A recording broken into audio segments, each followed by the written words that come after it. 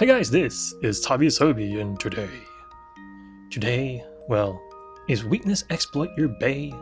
Perhaps you wish the elemental attack skills looked better and cleaned up more nicely.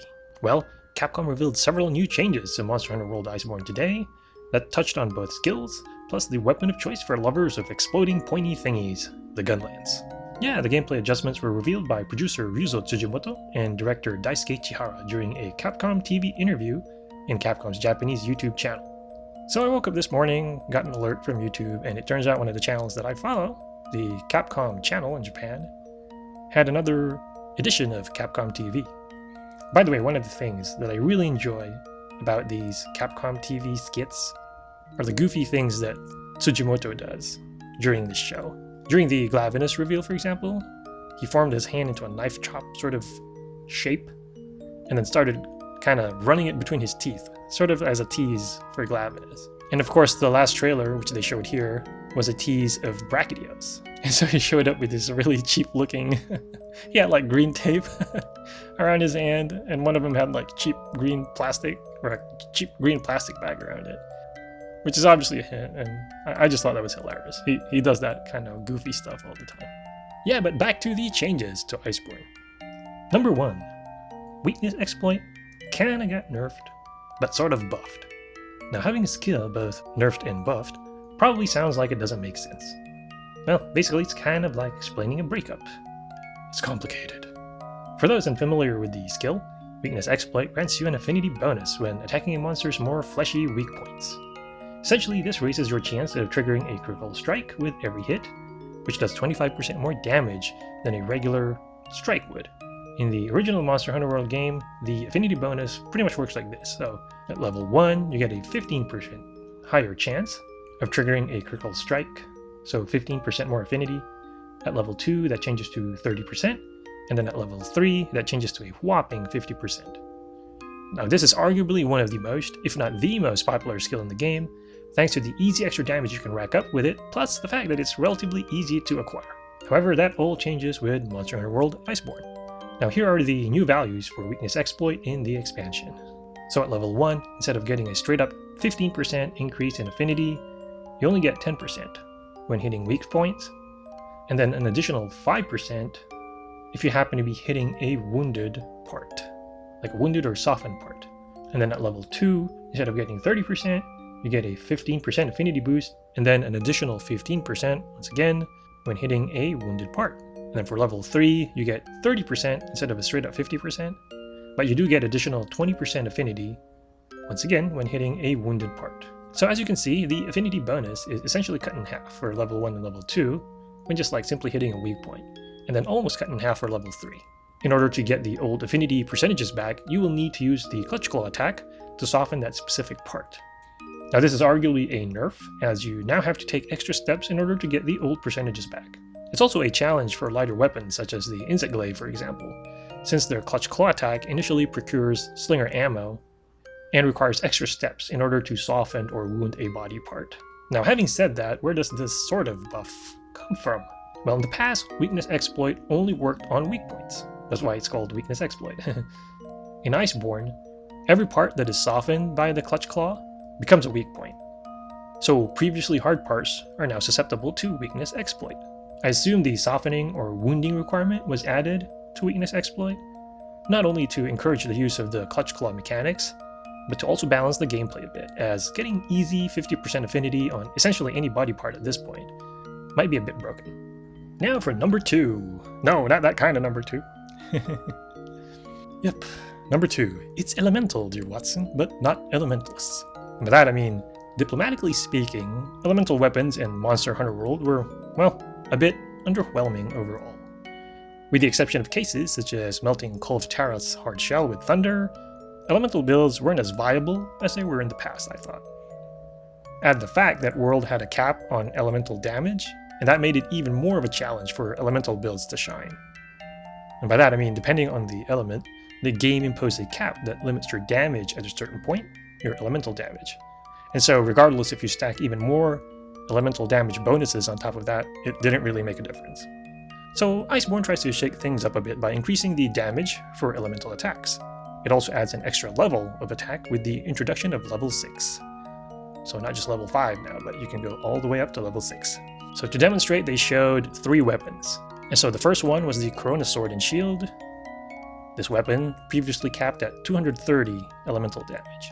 And so for level 1, its values, or elemental values, are unchanged at 210. At level 2, it jumps from 230 to 240. And then level 3 from 230 to 280. And then level 4, 230 to 290. Level 5, 230 to 300.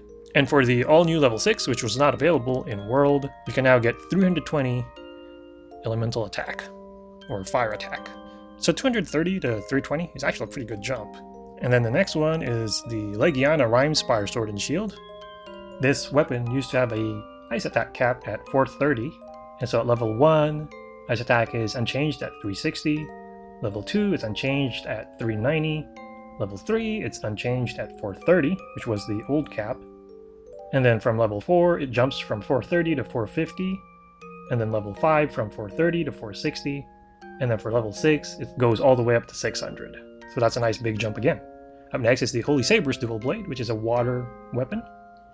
This weapon was previously capped at 160, so level 1 it's unchanged at 150, level 2 it jumps from 160 to 180, and then level 3 160 to 220, level 4 160 to 230, level 5 160 to 230. Yeah, that's right, there's no change between level 4 and level 5. And then for the all-new level 6, it goes all the way up to 240. They also mentioned that Iceborne adds a new skill that rewards hunters with additional elemental damage, plus the free element status to unlock a weapon's hidden element, as long as they continuously attack in order to trigger the effect. So I don't know what the name of the skill is, I don't think they mentioned it, or maybe I just missed it, but that's one of the new additions to Iceborne. Of course, the question now as far as the buffs to damage is whether the additional elemental attack increase is an actual increase, or if it's just sort of par for the course, after you factor in the increased parameters, not just for weapon damage, but for monster resistance as well. So on the face of it, it's an increase, but does it just scale in proportion to how the monster resistance scaled, or monster HP scaled? Because if it's just the same, then they'll just end up being underwhelming as usual, but if it's actually above that, then that's good news for people who want to try more elemental builds. Now the bad news involves the Elementless skill. Well, it's bad news or good news, depending on your point of view, whether the skill was OP or not. But Elementless was really popular in World for folks who use weapons like the Divine Slasher or spread shot based heavy bowguns. So in the past you could get a 10% damage increase by running the skill. In Iceborne that bonus has been reduced to 5%. If you've been calling for a nerf for Elementless, that's good news, but if you love the skill, then obviously that's bad news. Number 3, Maximum Might Makes Right. Now this is another popular skill, next to Weakness Exploit, for folks who want to get additional affinity. Instead of requiring you to hit weak points, this one actually requires you to have full stamina in order to trigger its affinity bonus, which will then work regardless if you're hitting a weak point or not. So as far as the way it used to work, you got 10% more affinity at level 1, 20% more affinity at level 2, and 30% more affinity at level 3.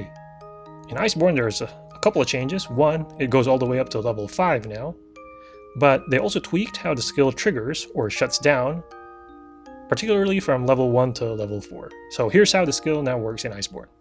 Level 1, you get a 10% increase in affinity, which is the same as before, but your stamina must be full for 5 seconds in order for it to trigger. And then once your stamina decreases, instead of shutting off right away, you get like an extra 2 seconds of the effect still working before it shuts down. Yeah, and I noticed this when I was doing the test play at Capcom in San Francisco to try the game out before it came out, because I would notice that Maximum Might would always trigger, but not right away. Like there was a lag, and this is why. So for level 2, you get 20% extra affinity like before, but once again, your stamina must be full for 5 seconds before it triggers. And then once your stamina decreases for some reason, there's an after effect where it still lasts for 3 seconds before it shuts down.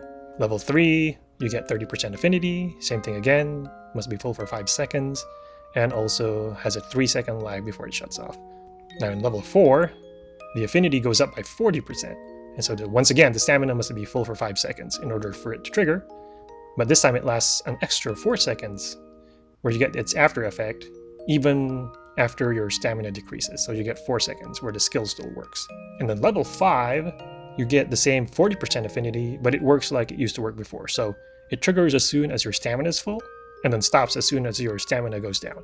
I think level 4 and level 5 is going to be especially interesting, because they provide the same affinity boost, but different requirements for triggering the effect, as well as when it stops. So it's quite possible that some folks might prefer level 4 to level 5, depending on the situation.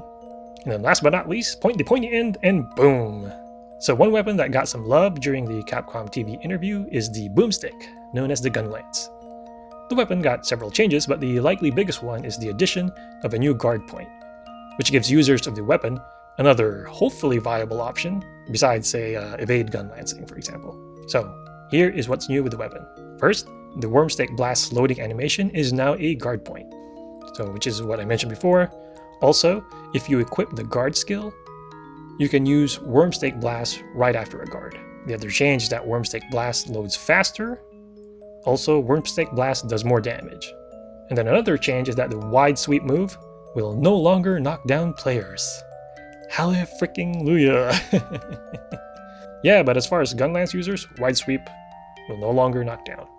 I don't know if it'll still trip, but at least it won't knock down anymore.